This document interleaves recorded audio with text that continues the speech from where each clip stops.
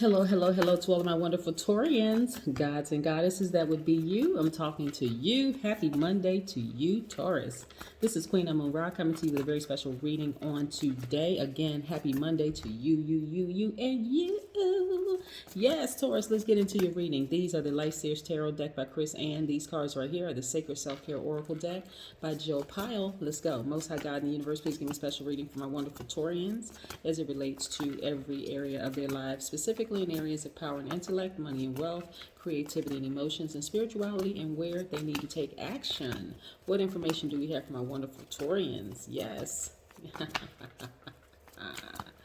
Yes, I feel money in these cards for you today.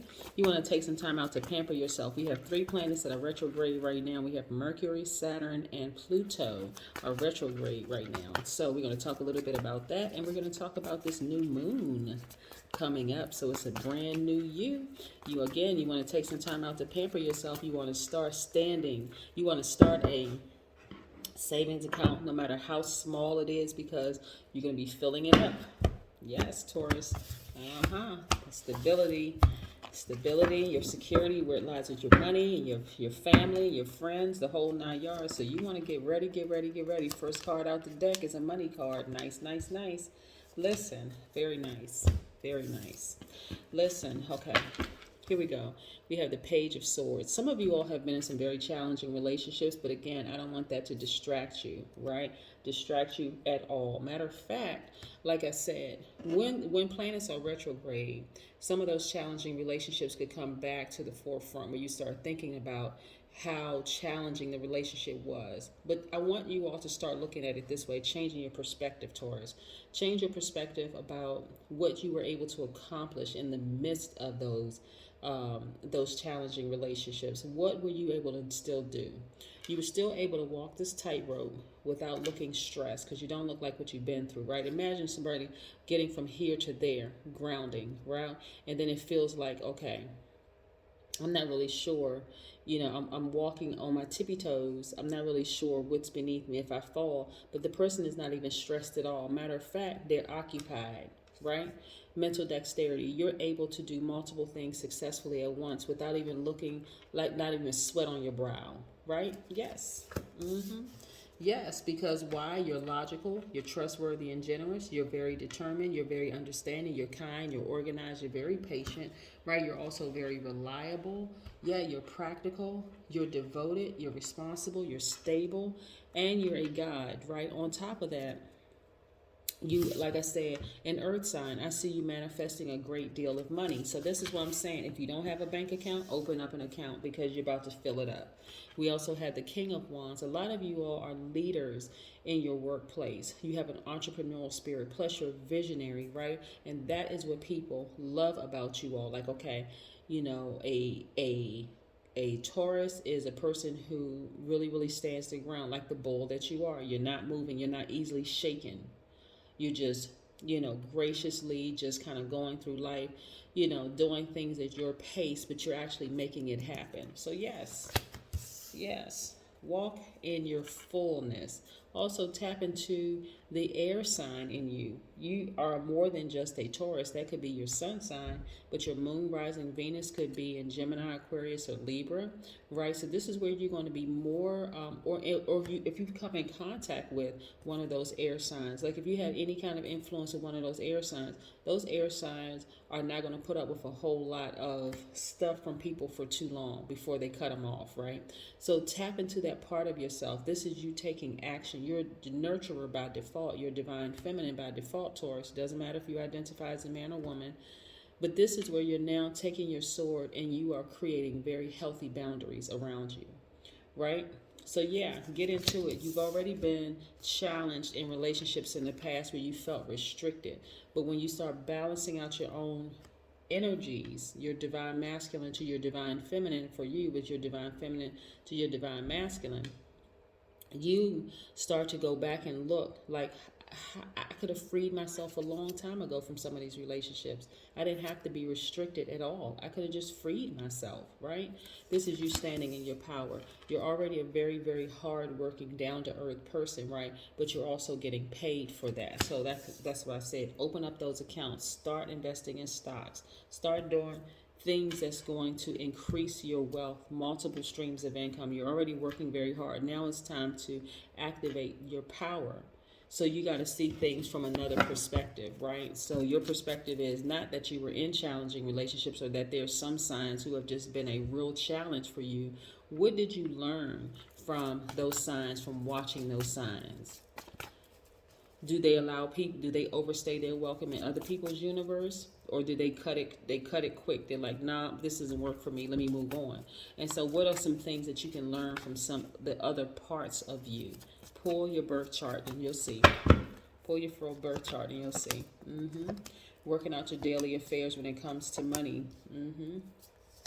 A lot of signs can learn a lot of things from other signs because, it's already in you, right? So let's say you had a challenging relationship with an Aquarius or a Gemini or Libra, right? But then you find out eventually, hey, I have some of that in my chart, in my birth chart, right? What did you learn from those signs? Not the challenge that, let's say for instance, you were in a relationship with an Aquarius, Taurus, and I'll use them as an example because they're a fixed sign just like you all. So you all are on in two different elements. They're air, you're earth, right? And so whether you know it or not, air and earth need each other. You're just an opposite. You're on the other side. You're in a different element, right? So what is it that you learn? And then you find out later, you may have Aquarius in your chart. Whoa, Aquarius could be your moon sign. It could be your rising. It could be your Venus. What did you learn? Once you start learning more about what every sign looks like at their highest vibration, then you can tap into that part of yourself, right? What did you learn? So if you're dealing with an Aquarius has very strong likes and dislikes, right? They don't want their air to be restricted. If they feel like, for instance, they are in a relationship where a person is trying to control them, they quickly look for an exit, right? And so if you're tapping into that part of yourself and you feel like somebody's trying to control you, Taurus, someone who has very conflicting views on how you do things and you don't feel that there's any value in what they're doing or whatever, it's not going to get you to where you need to be, then hey, take a page out of the Aquarius in you and exit stage left, because you already have the Midas touch. Money is not a problem for a Taurus at all, and I'm talking about a Taurus who is vibrating at their highest frequency, because you know how to stand in your power. You know how to make use of every single sign in your birth chart. Yes, absolutely. Midas touch, money. I see you being victorious when you activate that side of yourself that you didn't even realize you had, right? You didn't realize you had Aquarius, Gemini, or Libra in your chart. Now you do. What you gonna do with it? Yeah, that's where the victory comes in. Also, you've been sitting in front of this vault, not even realizing how much access you had to an enormous amount of money, because you've been focusing on the challenge in the relationship versus what can I learn from that relationship? What can I learn from this sign? Do I have it in my chart? Okay, nice. Okay, what does it look like at its highest frequency? What does that sign look like at its highest frequency? That's the key to opening up the vault to an enormous amount of money for you. The Sun card. This is also a divine masculine sign. It's attached to Leo. It's Leo's ruling planet. So Taurus. So you may have had Leo. You may have Leo in your chart, right? So this is where you're going to continue keeping a very sunny disposition. Go out and even take a nature walk. See how this person is grounding in the grass? Go out and get some sun, right? Draw from the sun. The sun is medicine. You got vitamin D, right? There, not only that, it's also giving you life. It's removing any stale energy from your spirit. If you've been watching my channel for quite some time, and you know when I talk about gemstones and crystals and setting them out in the sun, it removes stale energy from it. You know, like you go pick up crystals and gemstones from stores, not even realizing other people have left their energy on those gemstones and crystals. You bring it home, you clean it off with water, you set it out in the sun, remove all that stale energy, Yeah, and then you set your intentions to that gemstone or crystal. I also see you working out your daily affairs when it comes to money. A lot of money cards are coming out for people today. Again, you don't want to focus on being in a challenging relationship with the person, because what do they look like at their highest frequency? The reason why people have challenges, and again, this is air card, this is air energy, right? You may have encountered an Aquarius, Gemini, or Libra, for instance, because that's coming out real strong, or even a Leo, Aries, or Sagittarius. All of them are divine masculine. They do things differently by default. Their communication is different by default, right? So, for instance, you all are nurturers, right? You all are nurturers. They are givers. You all are nurturers. You all are receivers, right? So, let's say you're in a relationship with any of those divine masculine signs, for instance, and you both know what you look like at your highest frequency. You actually go into that relationship appreciative of what they bring, just like they appreciate what you bring into the relationship, and that's how you get the best out of the relationships. Nobody's trying to overstep anybody's boundaries. Everybody still has a very sunny disposition, despite the fact that you may do things differently. Again, you're appreciating, okay, what does this person bring to this? This is a job of where's that card? A leader.